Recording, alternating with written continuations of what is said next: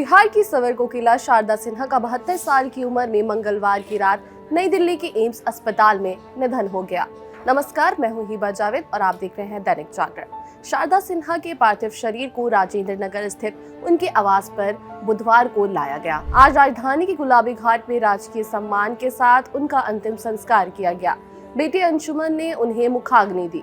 बिहार कोकिला शारदा सिन्हा को लोगों ने आज नम आंखों से अंतिम विदाई दी।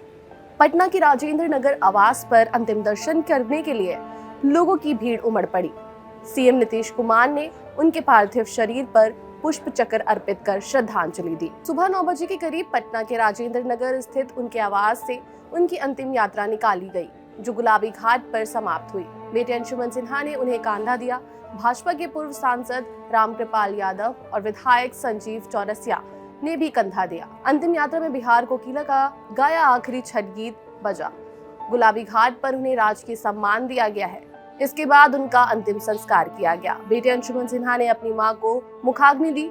इस दौरान सभी की आंखें नम थी। 22 सितंबर को लोक गायिका शारदा सिन्हा के पति बृजकिशोर सिन्हा का निधन हुआ था। उनका अंतिम संस्कार गुलाबी घाट पर ही किया गया था। बेटी अंशुमन सिन्हा ने बताया है कि पिताजी के जाने के बाद मां का मनोबल पूरी तरह टूट चुका था। उन्होंने एक दिन बाद ही बात में कहा कि मुझे भी गुलाबी घाट में ही अंतिम विदाई दी जाए। इसलिए मां की अंतिम इच्छा पूरी करने के लिए गुलाबी घाट पर ही दाह संस्कार किया गया।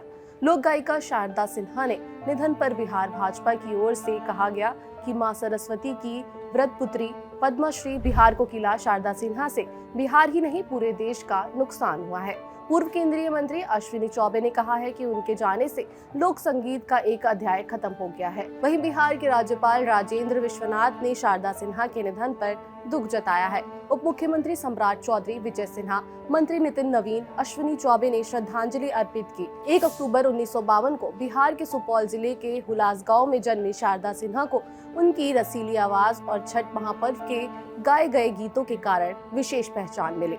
उन्हें 1974 में पहली बार भोजपुरी गीत गाना शुरू किया था और 1978 में उनका पहला छठ गीत उग सूरज देव रिकॉर्ड हुआ था।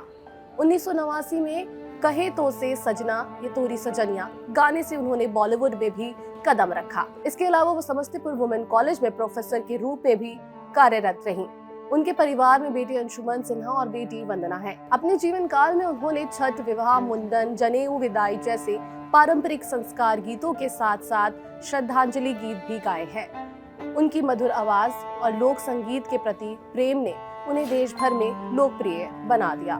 तो इस वीडियो में इतना ही। देश दुनिया की तमाम बड़ी खबरों के लिए देखते रहिए दैनिक जागरण।